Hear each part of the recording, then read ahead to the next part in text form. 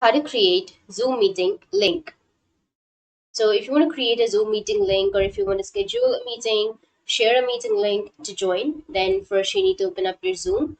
Make sure that you have a stable internet connection. After opening your Zoom, you need to make sure that you've signed into your account. If you don't have an account, then you can go and create one. But if you already have an account, then go and sign in. After signing in, and if you want to create a Zoom meeting, then first you need to go with new meeting, and you can go with the audio and video. Go with start, which is here on the bottom right. And from here, you will have participants. You can go with participants, and you can go with invite. And here you will have your contacts or the email option. So you can go with email or contacts, and here you will have copy invite link, which is on the bottom. Copy this, and the link has been copied. Now you can go with any application, like for example, I'll go with WhatsApp, or you will also have the meeting password right here. You can also send the meeting password if you want the other person to join. Now, once you've copied the invite link, you just need simply go with your WhatsApp, Messenger, anything that you're comfortable with. And here you need to paste the link.